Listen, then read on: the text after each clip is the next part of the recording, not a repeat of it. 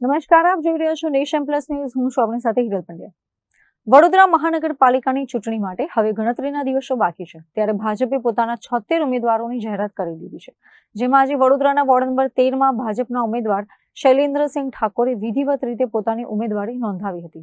વડોદરાના ward number 13માં રાજકીય પારો ચરમસીમાએ પહોંચ્યો છે. ભાજપના ઉમેદવાર શૈલેન્દ્રસિંહ ઠાકોરે પોતાના મજબૂત ગઢમાં શક્તિ પ્રદર્શન કરીને ઉમેદવારી પત્ર ભર્યું હતું. ક્ષત્રિય સમાજ અને સ્થાનિક રહીશોમાં મોટું પ્રભુત્વ ધરાવતા શૈલેન્દ્રસિંહ ઠાકોર સાથે આજે મોટી સંખ્યામાં યુવા કાર્યકરો કલેક્ટર કચેરીએ પહોંચ્યા હતા.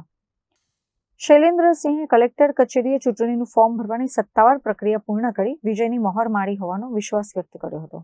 ભારતીય જનતા પાર્ટીએ જે મારા પર વિશ્વાસ મૂક્યો છે એને હું પ્રજાનો છેલ્લા 25 વર્ષથી વિવિધ સેવાકીય કાર્ય સાથે તેમજ ભારતીય જનતા પાર્ટીમાં 15 વર્ષથી વિવિધ જવાબદારી નિભાવીને પ્રજાનો જે આશીર્વાદ છે એનાથી 100% આશ્વાસ છે કે આ વખતે ભારતીય જનતા પાર્ટીનો વોર્ડ નંબર 13માં સંપૂર્ણ વિજય થશે. કેટલા મતથી વિજેતા બનશો? ઓછામાં ઓછા 5000 વોટથી પેનલથી આ જે મીડિયાના માધ્યમથી કહું છું એ મારા પોતાનો કોન્ફિડન્સ નહીં, વોર્ડના લોકોનો આશીર્વાદ છે. પ્રજાના સુખ દુઃખ, પૂર હોય કોરોના હોય, પ્રજાની વચ્ચે રહ્યા છે એટલે પ્રજાએ આશીર્વાદ આપ્યા છે અને એ આશીર્વાદ 26 તારીખે મતદાન રૂપી મળશે.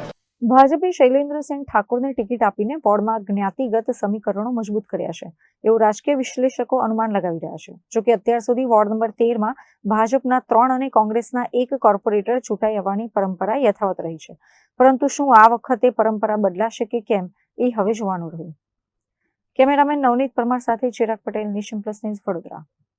સમાચારોના સતત અપડેટ મેળવવા માટે અમારી નેશન પ્લસ ન્યૂઝની યુટ્યુબ ચેનલને સબસ્ક્રાઇબ કરો, બેલ આઇકન દબાવો અને જોડાયેલા રહો ફેસબુક, ઇન્સ્ટાગ્રામ અને ટ્વિટર પર.